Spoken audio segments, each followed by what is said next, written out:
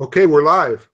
Um, okay, so let me ask you, Mauro, to first introduce yourself and tell us what you're involved in. My name is Mauro Oliveira, and I'm the founder and executive director of Soul, SOL, which is Signal of Love, Soul Communications Incorporated. And we're 21-year nonprofit now, involved almost exclusively at this point in direct action. Oh, excellent. Okay. And so we're talking today about the Monsanto 10. Can you give a brief description about what the Monsanto 10 is? The Monsanto 10 was the number of people that were arrested at the Monsanto Woodland Seed Facility on May 22nd of this year. And that facility is roughly 20 acres. I think it could be 26, something like that. Anyway, it's the largest seed manipulation facility in the world. And we were attempting to shut it down. And in the past, we have shut down the Monsanto facilities in Davis. I think we had 4 successful shutdowns there.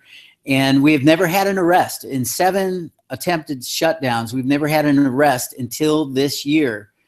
And in fact, in the past, the police would actually go away when we would refuse to comply with them. They would, we would call their bluff, and at times they even sped away like children, but this time they were right on top of it. And at 5:30 in the morning, 10 of us were arrested, blocking the Monsanto gate. I see. Okay. So I guess there were several Green Party members there. Is that correct? Yes, there are 3 registered Green Party members that I know of. There may be more in the Monsanto 10, but I know of 3. Okay. And then are you Green Party yourself?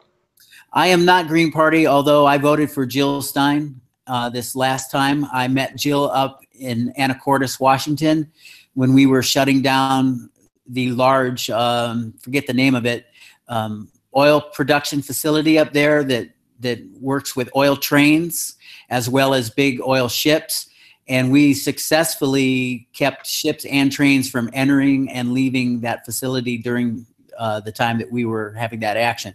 And I spent 20 minutes. This is an interesting little story. I spent 20 minutes with Jill, unbelievably, all by ourselves. And in that time, we got to really talk about things. And she told me that in order for her to win the presidency, she was going to have to get in the debate, which we all know is true. And she said the only way that that was going to happen was, quote unquote, a lot of civil disobedience. So very quickly, I had the opportunity to highlight Jill Stein, because Jill is the only candidate in the last election that said that the drones assassination program was immoral, illegal, and had to stop. Even Bernie Sanders didn't go there. And so I was at the Beale Air Force Base where they do recon for those drone assassinations. And I went ahead and made a Jill Stein is against drone shirt. And I wore that with Jill Stein really big, vote Jill Stein on the front. And there are pictures of me on the internet with that loud and clear as I'm being handcuffed and taken away. Wow. So that's another arrest that you had in a civil disobedience then. Yes. Okay, so let's talk about the protest. What were you guys, that's a very interesting story about Jill Stein, by the way, but what were you guys protesting that day? Specifically, was it a particular product? Was it a policy? Or was it a practice of Monsanto? Or was it just Monsanto overall? Well, each of us have our fortes with Monsanto. As far as our individual activism, I've always been after Monsanto over glyphosate because I'm also a forestry activist, and glyphosate is in the Roundup product as well as in the commercial forestry products. Like when they do the clear cutting, for every acre, they can put up to 40 gallons of a liquid that includes glyphosate in it on every acre. And I live in forestry country. My own property is zoned for timber harvesting. So it's all around me. And as we know, in one of the southern states, it could have been Alabama, they found it in 60% of the population's bodies. human populations.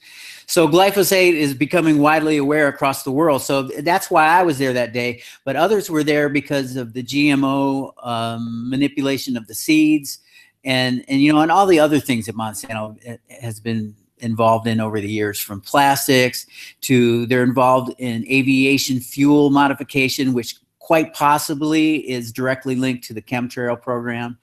And they were creators of the nuclear trigger for the earliest nuclear bombs. Monsanto has their fingers in everything. Yes, they do. Now, you told me something about you're very concerned about the rate of the environmental decline. Can you talk about that? Yes, my whole activism is it's bracketed within the facts of the sixth great extinction. We are living in a time now where the rate of extinctions on the planet are 100 to 1,000 times faster and greater than historical backgrounds. And as far as the 5 other great extinctions, which one of them included the extinctions of the dinosaur, today's extinction rate far surpasses that. And we are looking at human modeling that shows that extinction of the human race could be anywhere from 20 years to 1,000 or less years. There are so many different scientific models now that are throwing the warning flags up, and humanity should be feeling this in our reptilian brain. We should be feeling this at the deepest core of our DNA. But because of fluoride and GMOs and all the desensitization, physically within our bodies with those examples, as well as with television and everything else, we are disconnected from that DNA. We are disconnected from our surroundings and our environment. A beaver would not have to be told that his den is threatened, and all the beavers would react without having to have a conversation about it. And humanity has that within us. It's deep within us that we have a survival instinct, and we need to flick that on. And when we do, we will all be activists, and we will all be against these monsters like Monsanto. And that time is now. And if we don't do something about it now, not only are we going to watch all these other species like the vaquita, which there's only 30 on the planet, like the northern white rhino, there's 3, two females and a male. We are going to watch our own species go down the same way. So I had just read that 64 countries require GMO labeling. Do you think there's a reason why we don't in the U.S.? Why do you think that is? It's simple. Our government is corrupt at every level. And I mean, that's basically it right there. We have people from Monsanto in the highest levels of government. It's the revolving door that we've all talked about, and we've talked and we've talked and we've talked, and now we really have to do something about it. And what do you think that's going to take from us? Well, the longer we go, the more likely a violent revolution is to happen. Right now, we still can do things nonviolently, and I withhold my taxes. I don't allow myself to make enough money to support the machine, and anytime I can take money out of the U.S. Treasury, I do. And people just have to prioritize what is more important, what you have financially today, or that there will be anything for our children and their children. It's not a question of what are we leaving. And this comes right out of the word of Jill Stein. She said this to me. It's not a question of what are we leaving our children. It's a question of, are we leaving them anything? And that is the biggest question. And the answer to that is right now, no, we are not. Yeah, that's great. We have a young Green Party member. He said, "You don't have an economy without a planet." That's right. That's right. Yeah, it was a great line. Okay, so let's talk about the arrest. What were the charges that they charged you with when you were protesting at Monsanto? Well, they gave us, believe we all got 3 charges. And they were, I think one of them might have been resisting, which we were not. It was a trespassing charge, failure to comply. That's the resisting one. It wasn't resisting, it was failure to comply, a trespassing, and I'm not sure what the third one was, but they were misdemeanor arrests. Right. And we sat in handcuffs for 2 hours in a hot vehicle all packed together. And then we spent the rest of that sunlight day in jail.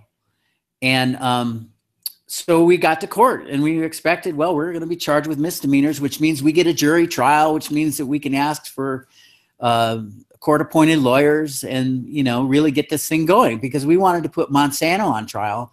And by having a jury trial, we get to do that.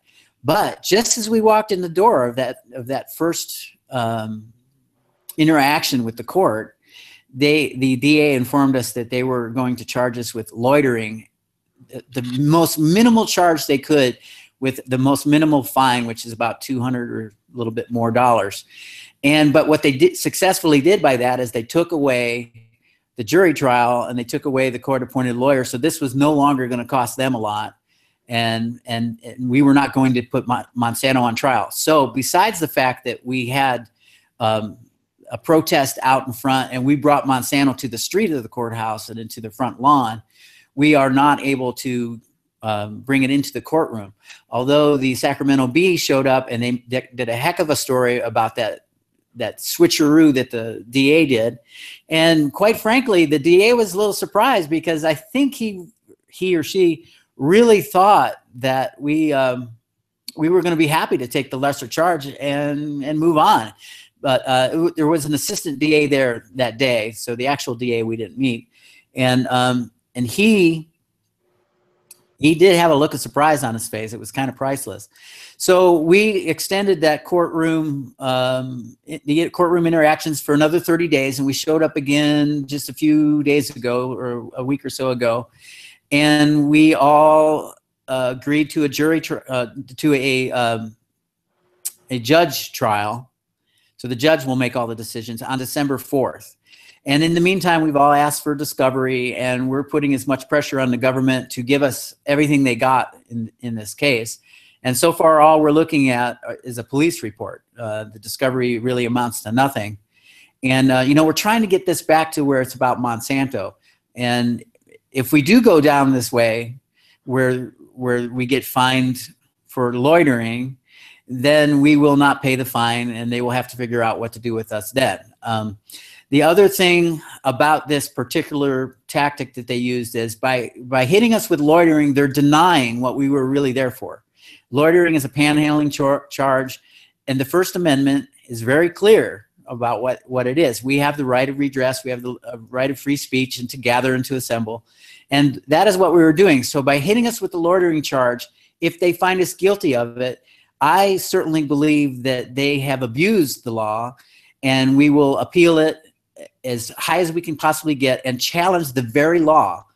Because if they're going to charge activists with loitering, then there is no First Amendment. Excellent. Yeah, you're right. So just to note, to be clear, your protest was on May 10th, 2017. Is that correct? The original one was May 22nd. Oh, May 22nd was the original protest. It was International Monsanto Day. Okay. So and that was this year, right? Yes. Okay. So do you think that there was collusion between the DA, the judge, and Monsanto to reduce the charges to misdemeanors? I don't know about the judge. The judge actually looked a little bit confused about the whole thing. But yes, between the DA and Monsanto, and we're trying to get whatever emails we can in communications. We FOIA'd it, we asked it for it in discovery. We were very specific that that's what we were looking for. So as of now, I think all 10 of us have been informed of our discovery, and a few, I have to go pick it up, which is 3 hours away. They won't let somebody else pick it up for me. So I haven't received my discovery yet, but it's the same as everybody else's. And what I understand is there's nothing in there about emails between Monsanto. So we don't know if they're hiding it or if they're going to produce it later. But certainly we believe by the actions of the police that day, based on past interactions with them where Monsanto clearly told them, do not arrest. Because when we did not comply with them in 2015, 2014, 2013, they should have arrested us, and they didn't. And we were pretty sure that day that Monsanto had told them, listen, we don't want any bad press. We don't want arrests. give these guys a hard time, but don't arrest them. And so judging by their interactions with us this time, I would say that there was some sort of communication between Monsanto, and we really want to know what that is. Excellent. So this is a good example for future activists and civil disobedience to understand that even though the police may be going easy on you, they're always looking at the interest of the corporations, right? Absolutely, and we see that across America. When you dig into any of these arrests, you start to see that right away. Yeah, yeah. So I heard that you have a court date on December 4th? Yes. And so what you guys are going to try to do is you're going to try to elevate that to where you have to maybe take further disobedience by not paying your fines or what you might do in order to bring Monsanto into the courtroom as best you can. Is there anything the public can do to help? Well, if you're in the Woodland area, Sacramento area, boy, if we pack that courtroom and local journalists, the public should let local journalists know what is happening. This is the third time around in the courtroom coming up. So it is a very interesting story from a journalistic point of view, and any Northern California or California newspapers would probably like to follow this. And I think it might be as simple as notifying them and giving them our phone numbers, and mine is 530-356-7343. And, you know, we can talk to the journalists and fill them in on the backstory, and then maybe they can either be there or they can, you know, get the backstory again after this next interaction with the court. And by the way, this next interaction could become a problem for our driver's license. Since they're hitting us with infractions, they could turn around and say, well, you know, if you're not going to pay the fine, we're going to pull your license or something like that. But I'm pretty sure that at least 9 of the 10 of us, we will, you know, we would do time rather than pay the fine. But we were told that they won't be asking us to do time, that they would probably attack our credit record or go after our driver's license. Yeah, so they made it a traffic infraction, what you guys did. Yes, and it wasn't even that. Right? So how can they take away your driver's license? You're not even driving. Right. Keeping us from coming to the next action, which, by the way, is October, I think, 14th. We're doing a protest at the Capitol in Sacramento. It's going to be a march, and they're always fun. And then on the 16th of October, we're going to shut down that Woodland plant again or go to jail trying. Awesome. Awesome. So you said that there's ways that people can help out by, you gave your number. I'll get some information from you afterwards, and I'll put that stuff in the description for people who maybe want to show up to your actions or any contact information that they might need. Okay, I'll put that in the description for this video. Let me see here. I think you covered it pretty good. Is there anything else you want to cover? Well, I think I would get in trouble if we just stopped right now and I didn't say that on Facebook, it's the Anti-Monsanto Project. Okay. Out of, you know, the Sacramento group, as well as March Against Monsanto, which is an international group. Okay, yeah, I did see the March Against Monsanto group. And actually, that's what I was going to ask you. Were there any websites you wanted us to mention or promote for your group or your issue? And then what about fundraisers? Is there any fundraising that you need? Is there a website that like a GoFundMe page or something like that? I believe the Anti-Monsanto Project has a GoFundMe page attached to it, or donate button. You know, we're not going to need any money unless we, you know, end up in worse straits than we are in. Like I said, we're not going to pay the fine. Right. But the action coming up in October probably could use, you know, pocket change, just to get our banners made, and whatever U-locks, a good U-lock around the neck onto a gate, it's about $100. Gotcha. And you know, if we have to resort to locking the building down because we won't be able to just do it with our bodies, then that's where we're going to go with it. Okay. Well, excellent. Hey, I really thank you for talking to me. I really thank you for your passion, for your activism. It's really important, and I hope we could get this message out so people can join this cause and go forward. Likewise, thank you so much for your activism and setting this up, and all the other people that you see and work with. I mean, you're a hub. Thank you so much, Mike. Awesome. Thank you, Mauro. Take care. Okay, bye-bye.